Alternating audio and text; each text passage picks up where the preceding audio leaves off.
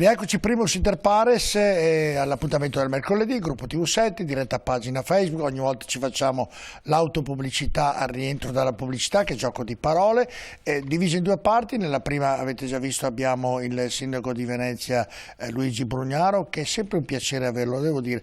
C'è poche volte mi piacerebbe averlo di più, perché Venezia è una delle città, poi lui la spiega con attenzione, con delicatezza, come il titolo della puntata. Nella seconda avremo invece l'onorevole Alessandro Zan. Si ricorda dove eravamo rimasti prima? Lo sai perché le faccio male? Abbiamo alla scaletta, no, che abbiamo seguito poco. Non mi ricordo nemmeno io dove eravamo rimasti prima. Cioè, uno dice, ma è impazzito il conduttore, cioè, non mi ricordo dove eravamo rimasti. No, parlavamo di trasporto. Abbiamo finito parlando del moto ondoso davanti al Morosini, esatto, e che saremo più severi con le barche, insomma, un po' che pensano di fare quello che vogliono in laguna.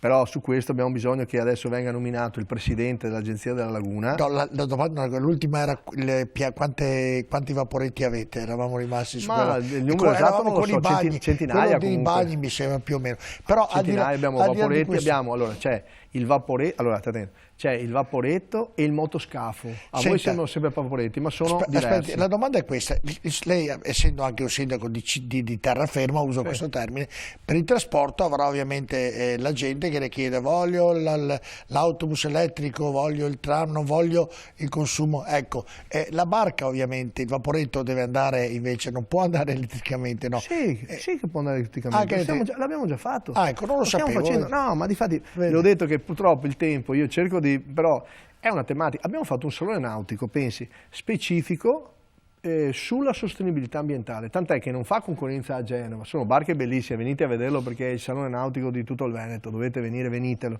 all'Arsenale, tanto i posti sono meravigliosi, con i bambini fate una gita bellissima. Ma lì non solo facciamo vedere le barche, anzi deve consigliare, aggiungo che sono andato a vederlo anche il museo delle barche, ma è che subito dopo, subito dopo San Marco, che è meraviglioso. Quello lì l'abbiamo. Che mi chiedo sempre come hanno fatto mettere nell'ultimo piano certe barche, non lo so. Bravissimo, è il museo di arte navale, c'è questo, e poi c'è anche un museo specifico che è dentro all'ingresso dell'Arsenale, dove entri per andare al salone e vedrà delle barche straordinarie. Comunque, stavo dicendo, in questo salone l'abbiamo specializzato, per non creare concorrenze che non servono, l'abbiamo specializzato sulla sostenibilità ambientale, cioè sulle barche di nuova generazione, cioè oltre a quelle che si vedono tradizionali, gli yacht eccetera, ma dentro c'è un'idea di ricerca nel settore della nautica gigantesco. Siamo i primi, noi italiani, siamo i primi produttori al mondo, per cui dobbiamo far vedere, e dentro a delle richieste, dentro una città così complicata, con richieste così elevate, perché voi immaginate, no, che non ci sono soltanto le barche da turismo o i vaporetti che portano in giro la gente, ma ci sono anche le barche da lavoro che devono portare le merci in giro per la città. Ci sono le barche della pulizia di Veritas che deve portare in giro la spazzatura, ci sono le barche, i traghetti che portano le automobili, ci sono le zattere, i zatteroni che portano anche i camion, le cose per fare dirette televisive. Ci sono le gondole, tutti quanti i mezzi ancora a remi, ma che spesso anche vengono, le barche della sicurezza, dai polizia, carabinieri, che devono passare sotto i ponti, che hanno delle misure specifiche per girare, eccetera. Non la faccio lunga, ma è un mondo enorme che, se venite al Salone Nautico, lo vedrete esposto, vedrete tutti i sistemi non è ancora in pratica, insomma, cioè noi, ci sono dei vaporetti elettrici. No, sì, ci sono già, abbiamo iniziato la sperimentazione, perché dobbiamo avere... ma sono già ad uso della gente come questo? Sì, ci sono già dei battelli. Allora, noi abbiamo alcune linee che sono state appaltate a Dali Laguna, ha vinto una gara, sono state appaltate. E alcuni battelli che vedete, di quelli gialli, dentro in Canal Grande vanno già elettrico. C'è anche un vaporetto della CTV che in Canal Grande, poi quando va nella parte invece esterna, accende il motore diesel e ricarica la batteria. Noi stiamo studiando di mettere tutte le colonnine nelle paline, abbiamo gli studi per poter mettere le paline per ricarica anche per i taxi, ma già i taxi, ci sono taxi acquei parlo, ci sono già dei taxi che hanno i motori ibridi, cioè per cui tu puoi chiedere di andare con un taxi elettrico, provate a immaginare girare in canale di Venezia senza rumore, per cui hai anche dei vantaggi, oltre ad andare piano, hai dei vantaggi enormi. per cui fai le manovre piano, ormeggi in elettrico e disormeggi in elettrico, e poi invece magari dove devi andare in laguna ci sono più potenza, ma le farò vedere. Ecco, invece in terraferma la situazione del trasporto, abbiamo comprato.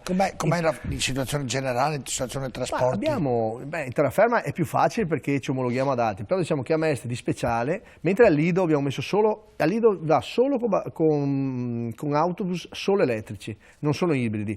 Al Lido, tutto il Lido è Pelestrina, già da un anno e mezzo, gli auto sono tutti elettrici, per cui anche quelli che vanno poi a Pelestrina lei non sente rumore niente, e hanno delle stazioni di ricarica, una al Lido e un'altra al cimitero di Pelestrina, dove gli auto poi ricaricano, hanno dei pantografi che si alzano dall'autobus e vanno a ricaricare. Siamo i primi in Italia su questo. Mi ha fatto venire in mente una cosa, mi scusi se maleducatamente la interrompo, le bellezze di Venezia che non sono solo Venezia. Sono andato a mangiare, vabbè, lei ci andrà molto spesso senza fare pubblicità locale, ce ne sono 2 o 3, però a Pelestrina sono andato a mangiare così.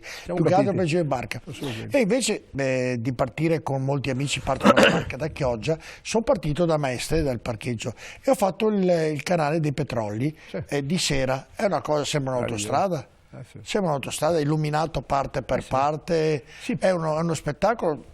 Non l'avevo mai fatto, quindi volevo fare i complimenti anche per quello, perché non l'avevo mai fatto. Allora, il canale Petrolli l'ho trovato illuminato, il canale Petrolli è illuminato, dovremmo migliorare ancora anche quel tipo di gestione del canale, perché avendo tolto le navi che passano davanti a San Marco, le navi passeranno per il canale dei Petrolli e si fermeranno a Marghera, per cui quel canale dovrà essere certificato, dovrà essere sistemato, perché ha delle sponde dove in alcuni punti la riva è franata sul canale, per cui bisogna mettere un parancolato che tenga la riva in maniera tale che non ci sia poi la perdita dei residui dei canali, perché cosa succede?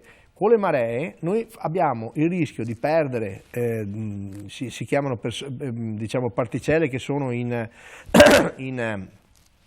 acqua, in questo gioco delle correnti, perché sono franate rispetto alla laguna, per cui perdiamo sedimenti, si dice, dal canale, ne riceviamo molti anche dall'Osellino, dagli altri canali. Allora cosa bisogna fare? Bisogna ridisegnare in qualche punto gli argini di questi canali, che voi non li vedete, vedete solo acqua, però alcuni sono canali e sono tracciati dai pali, no? dalle boe, come si dice, dalle paline, dalle nostre paline. E all'interno di questo c'è da fare una grande manutenzione. Questa manutenzione, prima ho cercato di inserirla come notizia, gliela ridico. Stiamo aspettando assieme al governo di nominare il presidente dell'autorità per la laguna, che è stata costituita. All'inizio, quando era stata messa dal primo governo Conte, avevano deciso di mettere che l'autorità veniva decisa solo dal Ministero dei Trasporti. Poi, con una battaglia che la città ha fatto, io in prima persona, eccetera, eccetera, abbiamo convinto, ancora col ultimo governo Draghi, abbiamo inserito che il presidente viene proposto dal ministro ma accettato anche dal sindaco, per cui viene fatto insieme. Questa presidenza è molto importante perché l'Agenzia della Laguna è importante che parta, perché farà un piano regolatore della laguna, e deciderà quali canali servono, dove bisogna mettere, quali profondità c'è, a fare uno stato della laguna. Tanti studi erano stati fatti dal Corila ancora, che è un organo collegato col Consorzio Venezia Nuova, che andrà a chiudere nel tempo. Quando saranno finiti i lavori del Mose, il Consorzio Venezia Nuova andrà a chiudere, ma ci sono i dipendenti. Allora noi in quella norma, in quella legge dell'autorità per la laguna, abbiamo inserito che l'autorità avrà anche un'azienda strumentale per fare i lavori sulla laguna, che potrebbero transitare i dipendenti, ma non so se tutti, in che modo dovremmo parlare con i sindacati, ma potrebbe essere un'idea per non fargli perdere i posti di lavoro a persone che hanno molta esperienza. Senta Sindaco, le grandi navi adesso ormeggeranno a Marghera. E per andare a visitare Venezia vanno tramite gli autobus, il tram? Allora, prima non diamo per scontato l'ormeggio, che è ancora una cosa complicata. Allora, per adesso, siccome si sono attardati, no, i ministri di prima, io li ho attaccati più volte, Tolinelli in primis, no, non hanno fatto niente, hanno continuato a fare discorsi, ma cose pratiche no. Abbiamo perso anche gli anni preziosi del Covid, che si poteva, nel frattempo non c'era nessuno, costruire le cose, non si è fatto niente, come sempre in ritardo. Adesso si sta correndo, assieme al Presidente dell'autorità portuale, questo nuovo governo, devo dire che le cose stanno marciando, si sta facendo fisicamente la cosa. Attualmente ci sono, si chiamano degli approdi diffusi, cioè le navi non si fermano su un unico posto, ci sono alcune banchine, sono le banchine, sono i posti dove la nave si ormeggia, sempre a Marghera, però diffuse. Una si ferma qua, una là. È un momento transitorio, non va bene, però pur di non perdere la crocieristica si accetta anche molti terminalisti che durante la settimana scaricano container eccetera, poi lasciano la possibilità alle navi di poter ormeggiare. Stiamo però costruendo, mi è stato presentato l'altro giorno, il progetto della nuova marittima che viene fatta sul canale nord, lato nord a Marghera. Questa marittima avrà la possibilità, a chi verrà per imbarcare, di non dover arrivare col Ponte della Libertà fino a Venezia, ma si ferma prima, con grande vantaggio per la circolazione della città. Quando queste persone, per cui loro arrivano, perché le nostre sono navi on port, cioè si parte da Venezia e si torna a Venezia, e per quello che per noi è tanto importante la crocieristica, perché le navi non caricano solo le persone, caricano le valigie e poi caricano tutte quante le cose da mangiare, per cui tutto quanto il food, il beverage, che sono attività delle nostre imprese venete, per cui sono formaggi, pasta, vino, carne, ecco, e allora questa roba qua sono fornitori importanti. Adesso l'idea nostra è che le grandi navi si fermano, ci sono due ormeggi nel canale nord e lato nord, le navi diciamo fino a 300 metri. Quelle più piccole, 150, potranno a un certo momento dal canale, chiamiamolo dei Petroli come l'ha chiamato lei, possono imbrocciare il canale Vittorio Emanuele, quelle più piccole, e ad arrivare alla marittima, per cui non passando più da San Marco, ma arrivando da dietro, perché quelle comunque torneranno alla marittima e sono quelle più di lusso, sono più piccole, non sono quelle grandi da 300 metri. Questo è il disegno che abbiamo immaginato. Sul canale grande non vedremo più... Il canale grande no, perché quelle grandi non sono mai state le navi, perché sono il canale interno. L'altro è il canale della Giudecca. Sbaglio con Giudecca. Ma no, ve lo dico per i telespettatori. Il Molino Stock, insomma. Molino Stucchi che una volta, pensi che era un grande mulino, dove Stucchi era proprio la persona che l'ha inventato, e aveva inventato la macinazione per caduta, cioè si tiravano sui sacchi di grano sopra per caduta, e lì arrivavano le navi proprio dall'Ucraina, e noi proprio con l'Ucraina tempo fa, qualche mese fa, abbiamo fatto un gemellaggio con Odessa, perché vogliamo che Venezia e il Veneto, e l'abbiamo già fatto, sia all'interno della ristrutturazione dell'Ucraina. Cioè non è, la guerra comunque dovrà terminare, adesso purtroppo il momento è molto cruento, ma noi dobbiamo già pensare alla pace, dobbiamo costruire ponti di pace, e uno dei ponti è proprio anche trovare di nuovo nella storia i commerci che c'erano tra Venezia e Odessa. Certo. Odessa è una città bellissima, questo è il futuro per i nostri giovani, l'internazionalità. Lo dico perché non si vedrà oggi, ma fra 20 anni vedrete che queste cose saranno centrali in quello che dico oggi. Perché il ruolo del porto non è un ruolo che riguarda soltanto Mestre o Venezia, riguarda tutti, soprattutto Treviso, Padova, Venezia insieme. Mi sembra che quello che ha fatto la Confindustria. La storia di Venezia sia molto conosciuta. È la nostra storia, esatto, ma noi dobbiamo raccontarcela meglio. Guardi, io mi rendo conto, ma lo dico con grande umiltà, io sono nato a Spinea, anzi a Milano esattamente, ho vissuto a Spinea, Venezia ci ho vissuto sempre perché con mio papà e mia mamma non avevano neanche la macchina, andavamo al Lido, noi andavamo alla Biennale, cioè, perché poi ognuno si sente chissà cosa a casa sua, non cambia niente, se fosse un po' più umili tutti quanti, ognuno vive dove vuole, con grande rispetto degli altri, però vi dico, guardate che dobbiamo raccontare meglio Venezia a noi stessi, a noi veneziani, a noi padovani, a noi trevigiani, a noi campagnoli, perché siamo, una volta eravamo chiamati i foresti hanno dato i migliori dogi di Venezia. I migliori doci, Morosini non è mica nato a Giudecca o a Venezia, era un foresto, gli hanno detto vai a fare l'armata, l'hanno mandato in battaglia. Questo ha fatto fuori il Partenone, a tirare le bombe, a sciopare il Partenone, eccetera, ha vinto un sacco di posti, è diventato un condottiero, è tornato a Venezia con grandi onori, siccome credevano nella gente che faceva le cose, non guardavano tanto di chi era figlio o cose del genere, l'hanno nominato doge, ed è stato uno dei grandi dogi di Venezia. Se vuole che raccontiamo la storia di Venezia la conosco abbastanza, non come lei, non come veneziano. No, ma è bello che lo sentano le persone. Quando lì si entrava a Venezia, chi rubava gli tagliavano le mani. Io quello che dico, lo dico alle persone di Castelfranco Veneto, di quelli di Cittadella, vi dico, siamo tutti veneziani. Se lo dice uno da Spinea, cioè siamo veneziani nel senso che viviamo la Repubblica Serenissima, noi siamo l'ultimo Stato romano, avevamo il diritto romano, noi il Senato avevamo ancora, e come dice lei, cioè, abbiamo inventato le banche, la parola profitto, cioè nasce proprio dall'idea dell'impresa, nasce a Venezia, alla stampa, la prima tipografia, la borsa, il Monte dei Pegni. il 500 anni del ghetto degli ebrei, cioè abbiamo salvato ritornando al Covid, il Lazzaretto, nel 1400 mi ricordo gli anni, li hanno messi lì, ha detto quelli che stanno poco, che vanno male, li mettono lì. Ma anche l'ospedale di Padova. Lei pensi che la mascherina oggi è molto semplice, la mascherina di quei medici sembrava un becco di un animale, insomma, capito? Già in quel periodo la storia nasce e poi... Ma guardi che anche si ripete, perché poi l'ospedale di Padova e l'orto botanico, perché una volta ci si curava con le erbe medicali, è stata una delle cose che la Repubblica Serenissima ha voluto qui, anche per tenere le giuste distanze. Cioè stiamo parlando, tutto quanto la Riviera del Brenta sono assi metropolitani, oltre Aglio, sono assi metropolitani pensati da Napoleone, pensati nella nostra storia, deviare i fiumi. È la nostra storia, lo dico alle persone, ma ve lo dico con grazia, con modestia, senza... Poi se vogliamo prenderci in giro, facciamolo gagliardamente, no, ma dico, io sono una persona che accetto gli scherzi, cioè se vogliamo parlare di goliardia, la goliardia va benissimo, ci mancherebbe altro, ma dico sulle cose serie, sul futuro economico dei bambini, Confindustria ha fatto questa nuova grande associazione insieme, è un atto meritorio, straordinario, è quella la strada dove andare. Con il mio amico Marinese? Con Marinese e con anche Destro, che è il presidente. Destro di Padova, che lo conosco, Marinese, un altro amico che se veniva ospite spesso da me, anche sanguigno, un presidente sanguigno. Ma non hanno fatta, guarda, io conosco bene perché io sono iscritto da sempre, diciamo, si può dire la mia famiglia con Confindustria. Cioè, nella realtà gli imprenditori sono proprio questa cosa, è una cosa di base. La cosa che le sto testimoniando è che non è una cosa fatta al vertice, perché in Confindustria c'è la democrazia vera, ci si insulta, ci si discute, si fa...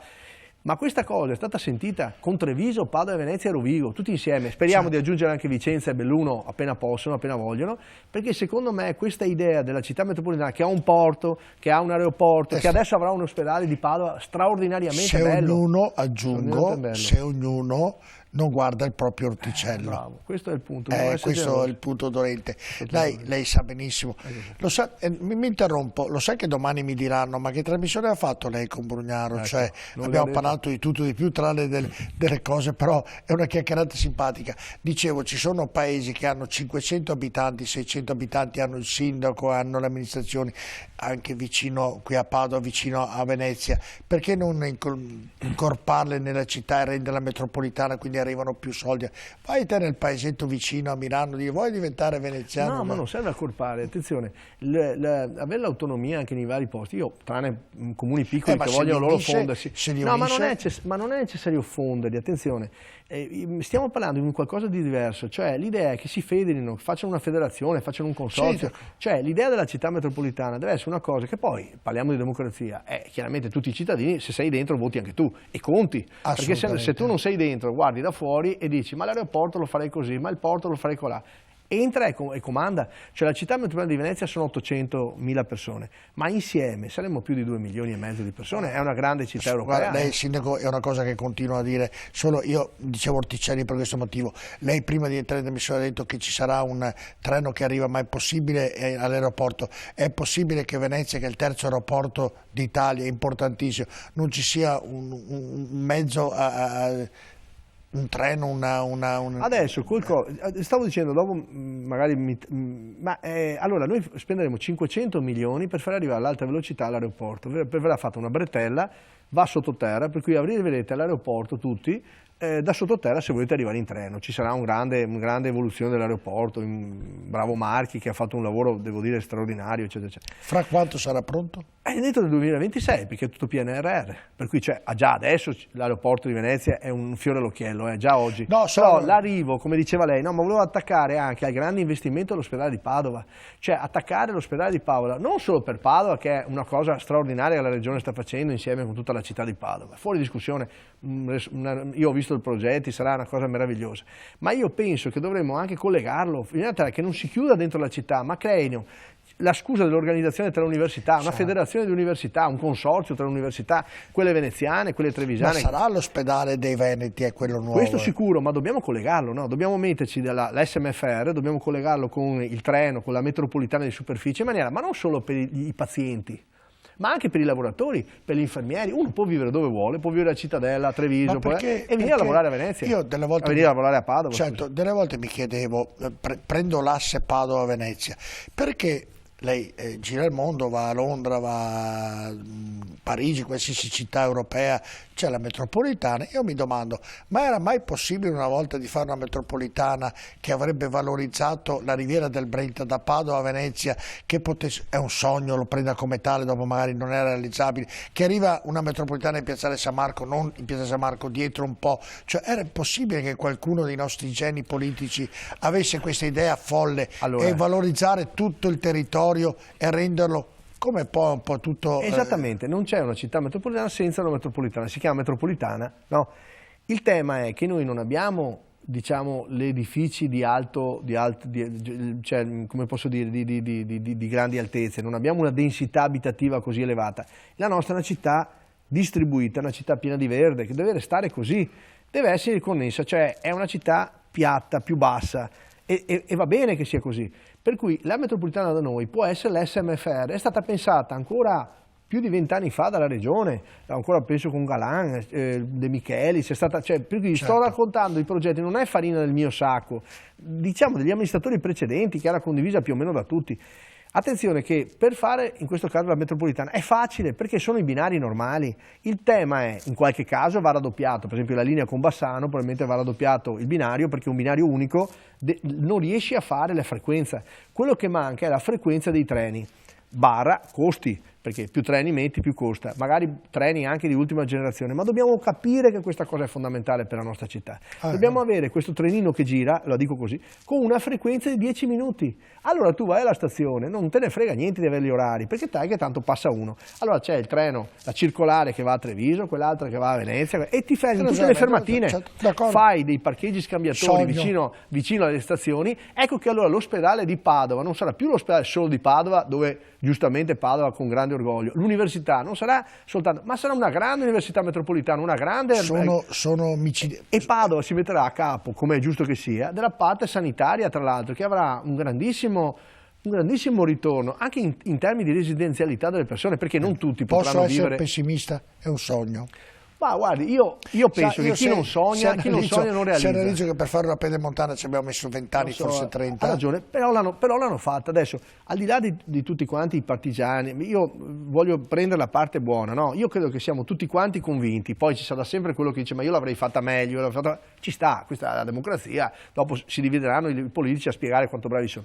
Io sto soltanto dicendo, non tanto se lo fai più giallo, più nero, più rosso, ma dico, la sostanza è questa qui, cioè alla fine dobbiamo immaginare che le persone possono vivere dove vogliono, con le loro scelte, possono vivere in campagna, vivere in città, a seconda anche dei momenti della vita, perché magari un anziano cerca di vivere magari più in città, magari quando sei più giovane hai voglia di fare più cagnara, non lo so, penso io. Dobbiamo però mettere uno stadio, mettere i servizi basilari, fare l'aeroporto internazionale, ce l'abbiamo già, dargli una mano perché quello che vuole fare per sviluppare possa farlo, cioè una serie di servizi che ci facciano diventare una città europea, e sarà così, faremo i grandi concerti. Vi annuncio che questa primavera ci sarà al Parco San Giuliano il concerto dei Pinguini Tattici Nucleari, il concerto zero, cioè il primo concerto di tutta la tournée sarà qua, San Siro è già pieno, hanno venduto già 50.000 biglietti, 15.000 biglietti in 2 giorni, i Pinguini Tattici Nucleari a San Giuliano questa primavera. Un grande parco della musica, dobbiamo fare anche gli stadi, fare i luoghi di cultura, metterci insieme, abbiamo i musei civici. Lo stadio di Venezia non ci farà più? Lo facciamo, sì, l'abbiamo finanziato, lo facciamo proprio lungo la bretella che va all'aeroporto, facciamo stadio e palazzetto dello sport. Sono 300 milioni di investimenti, di cui 100 sono col PNRR e 200 li mette il Comune di Venezia, trovandoli come? Facendo efficientamento, cioè non spendendo i soldi per niente, mettendoli da parte, e faremo la grande musica oltre che il grande sport. Non lo sapevo. Sarà una cosa fantastica e lei farà tempo a vederlo, lo dico io. No, me lo auguro. No, perché nel 2026 in questo senso dicevo, ovviamente. Me lo auguro, me lo auguro di cuore. Glielo auguro anch'io. Me lo auguro di cuore. No, perché sento tutti i progetti, anche quando viene il sindaco di Padova, ieri avevo il sindaco di Padova.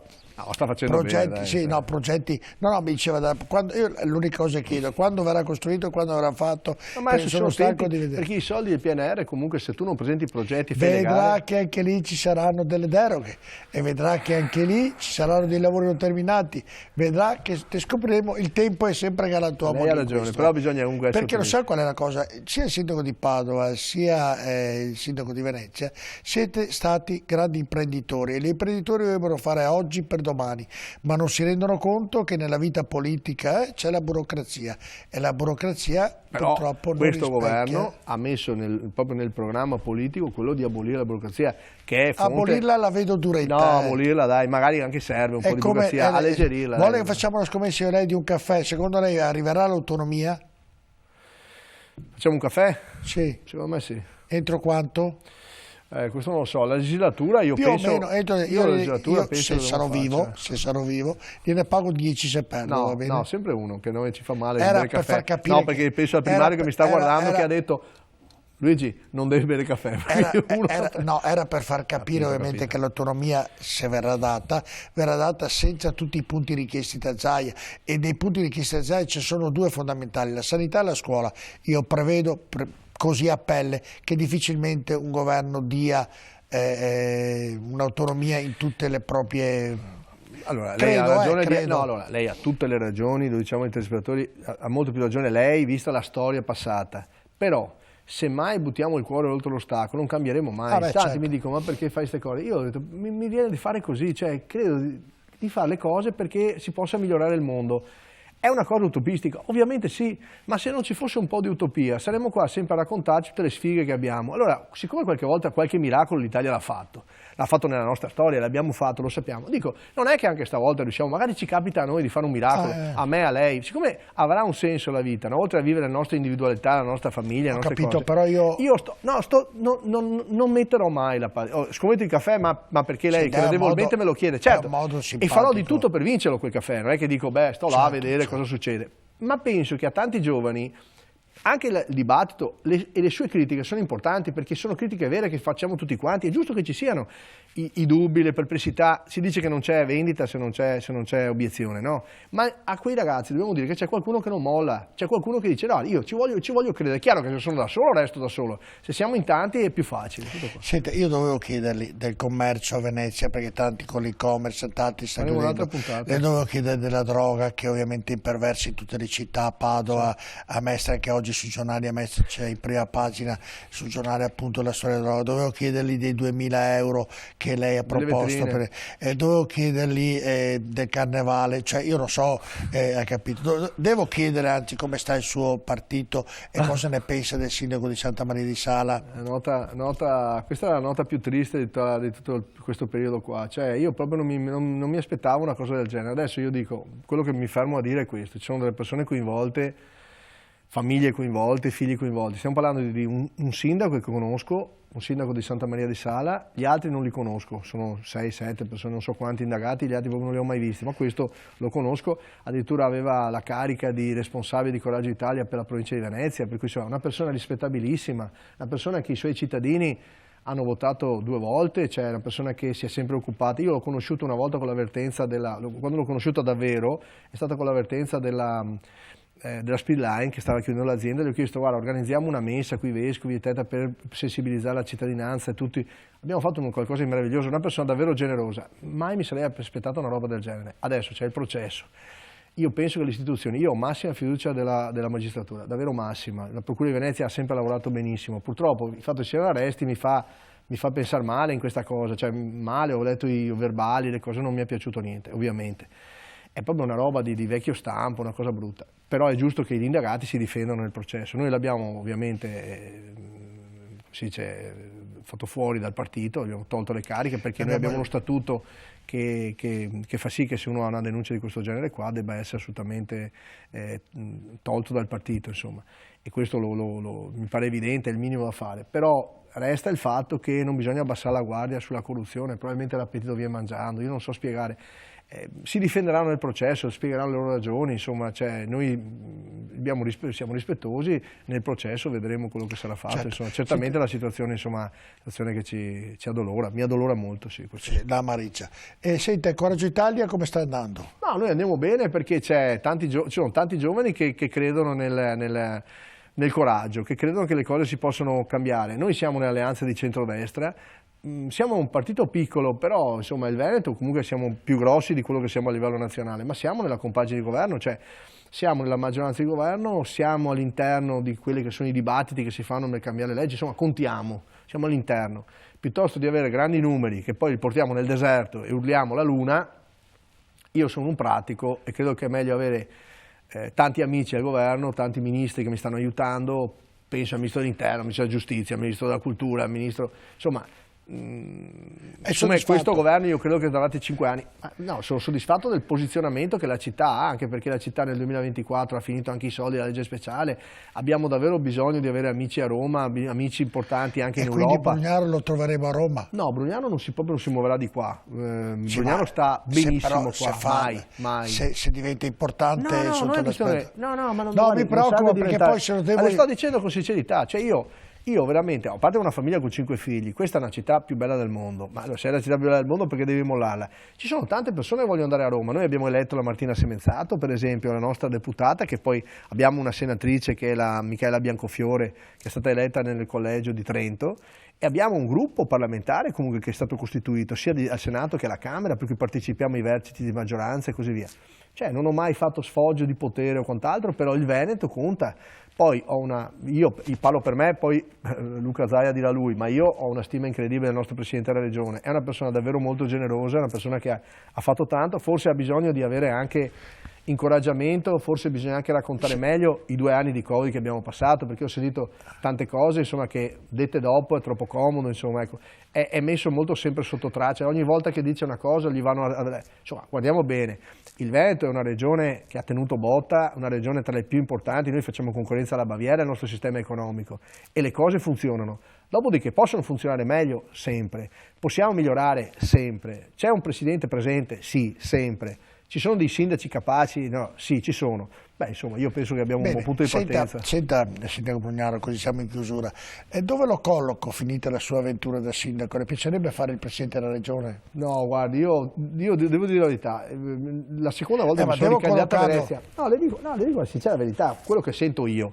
Poi quello che sarà la necessità è un altro discorso. Io non sentivo la necessità di fare il sindaco, io facevo il presidente di Confindustria, ero a Roma con Squinzi, alla Nazionale, ho le mie attività, c'è un gruppo importantissimo, eccetera. Ho dovuto mollare tutto perché a Venezia avevano arrestato il sindaco, si rende conto? Cioè, a me succede di vedere robe del genere, lo può capire, faccio il sindaco gratis da 7 anni, cosa posso provare io in termini di delusione personale, a prescindere poi tutto quello che sarà accertato o non accertato, non entro su questo perché ci sono persone coinvolte, dico è bene avere sempre il massimo rispetto, però dico provate a immaginarvi, ma se non servo io faccio un passo indietro, e per cui per quanto mi riguarda personalmente non ho niente da chiedere, io dalla vita ho avuto l'amore che è una cosa grandissima, ho dei figli meravigliosi, se però dovesse servire, cioè io sono a disposizione, si dice a disposizione del mio paese, ho un bel rapporto, è una realtà. Ho un bel rapporto con i figli, con tutti i 5. Sì, io ho un bellissimo rapporto, non lo fanno arrabbiare. Beh, guardi, mi sono rotto il braccio perché volevo superarmi a sciare, perché i piccolini, no, sono 2 maschietti più piccoli. E stavano facendo, avevo paura che prendessero troppa velocità, allora mi sono fermato tentando di bloccarne uno e mi sono robaltato dall'altra parte. Quindi ho un bel rapporto con tutti loro. Sì, poi subito con Stefania, ma in generale anche con la mia prima moglie, cioè io cerco di tenere sempre bei rapporti con tutti. Sto dicendo, cerco, per carità, non sono santo neanche io, però davvero io dormo tranquillo, tra me adesso che mi ho la spalla rotta.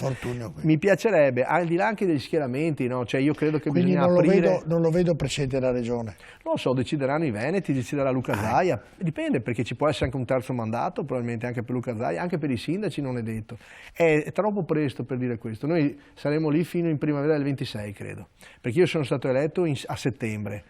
E o si torna a votare a settembre 26 che sono ancora al mondo perché devo vedere quel lavoro finito ha capito già tutto che è quello del anche caffè. Perché dobbiamo vederci un bel concerto insieme esatto, anche faremo un concerto di qualcosa, faremo qualcosa di Senta, concludo con il Venezia sta dando Marino e domenica c'è una partita sabato non è che la Reien intanto non mi dà preoccupazioni però ha vinto ieri sera sì, però è un lavoro costante, continuo, capito? Cioè però, dobbiamo dire carica anche lì le cose vanno male, c'è quello che arriva con lo striscione, allora noi siamo delusi eccetera eccetera, ci sta. Ma non vincerai mai niente tu, cioè non servi a niente, servi soltanto a applaudire quando vinciamo. Il tema è, sei capace di stare con noi quando è il momento di fare la lotta? Sei capace di unirti invece che dividerti nel momento delle difficoltà? Questa è la vita che ti insegna questo. Chiedete agli imprenditori cosa fa quando le cose vanno male. Non è che urla, si cala le orecchie, sta calmo e comincia a prendere la macchina e comincia ad andare in giro a vendere. perché deve andare a cercare lavoro, non ha tempo di fare protesta. In classifica siete sesti, settimi. Noi siamo bene, ma io le mie ambizioni sono sempre, io gioco per vincere, capito? Dopodiché accetto il risultato di quello che succede. Invece Venezia malino, Venezia sta cercando di trovare la quadra, cioè la squadra che ho cercato in tutti i modi. Abbiamo un presidente che è una persona seria, devo dire che ci ha messo soldi, ci ha messo passione, eccetera. Il campionato italiano non è facile, però dai, voglio essere positivo, insomma, in ogni caso Venezia è lì da 1600 anni e anche il Venezia ce la farà, alti e bassi, poi così ci vediamo con Padova. Certo, lasci stare Padova. Lo so che c'era lasci stare Padova, che era una provocazione buona. È una provocazione così. Senta, poi quando vado in giro mi dicono tutti, l'alta marea vi porti via, dico sì. Ragazzi, io non c'entro, guardi, per me è sportivo, ma mai me la prenderei qui padovani, qui veneziani, qui trevesani, se vuoi qui dei ierini, qui milanisti, certo, qui juventini, qui interisti, non con le nei termini goliardici andrebbe anche bene, basta che non si passi ad altre. Ma da noi mi sembra che non ci sia questi problemi. Senta, invece concludiamo, Sindaco, perché c'è il Carnevale, quindi iniziative, c'è qualcosa che state facendo perché abbia come di consueto un gran successo? Beh, penso che sarà bello perché sarà il primo Carnevale un po' dove la gente si trova. Lei pensi che mi tornano in mente quando mi ha chiamato Luca e ha detto Luigi devi chiudere il Carnevale perché lui aveva i dati di Covid, io mi ricordo, avevamo la città piena di americani, di gente, io ho detto guarda Luca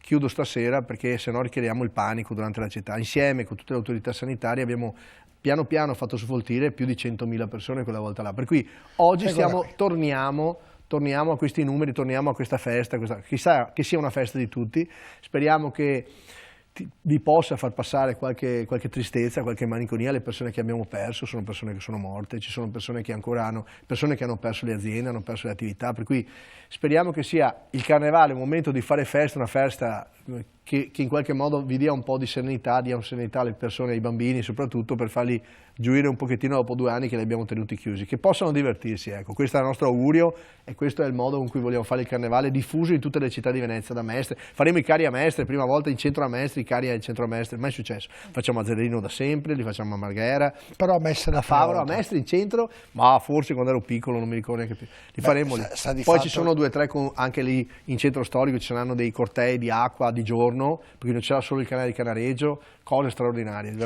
penso che il Carnevale di Venezia sia il più bello d'Europa. Io penso del mondo, le dico la verità. No, io lo so perché non ho detto, perché in Brasile hanno... No, io sono in Brasile, io ho le attività in Brasile, e io sono andato a Rio de Janeiro, sono stato a Recife, sono stati carnevali veramente importanti, ci hanno chiesto di fare i gemellaggi con i nostri. Le garantisco, come il Carnevale di Venezia non c'è. Lì ci sono numeri diversi, perché hanno ma me l'ha detto lei, io ho detto Europa, che c'è tanta roba, però... Il più bello del mondo in assoluto, come i fuochi d'artificio Redentore, terzo sabato del mese di luglio, non perdete. Lei preferisce i galanni o i crostoli? Io le frittelle, scusi, io specificatamente frittelle veneziane con crema pasticcera, non quella leggera, quella non pesante. Zabaione, quella... No, Zabaione, pasticcera, che sei proprio qui a Zaia quasi. Pesante, quelle grandi proprio. Sì, veneziane, con i pinoli e quanti riesce a mangiare consecutivamente? Allora, adesso facciamo che il primario che mi sta seguendo chiuda le orecchie, eccetera. Non dovrei, però l'ultimo giorno ne ho mangiate 2, anzi 2 e mezzo. Beh, non sono tante. No, sono tante per me, dovrei stare a stecchetto. Dopo questa chiusura culinaria, grazie signor di stare con noi. Grazie. Ovviamente non ho rispettato, però prometto di tornare a rispondere a tutte le altre. Ne ho guardi da porre sulle cose importanti come ne avevamo parlato, e credo che tra Venezia e Mestre ce ne siano molte cose importanti da parlare. Magari un giorno, sai cosa potrebbe fare se lei vuole? Magari un'altra volta, una cosa ci organizziamo, magari lo facciamo su un battello, così girando col battello, intanto lei mi chiede cos'è qua, visto che lei lo conosce, così raccontiamo ai padovani, ai trevisani, a tutti quanti i veneti, da dentro cos'è Venezia, e così anche li ringraziamo per tutto il rispetto che hanno per la nostra città, perché i veneti hanno sempre rispettato Venezia. Quando arriva un po' più caldino lo faremo, va bene, perché poi non so se i tecnici... andiamo a mangiare magari da qualche parte insieme. No, o facciamo la trasmissione, perché poi mangeremo dopo la trasmissione. Dopo, sì, beh, certo, grazie Sindaco, buon lavoro, in bocca al lupo per Venezia Mestre, perché è una città molto impegnativa, e grazie di essere venuto nella mia trasmissione, grazie davvero. Grazie dell'invito. Invece andiamo in pubblicità, poi nella seconda l'onorevole Alessandro Zan, rimanete con noi a tra poco.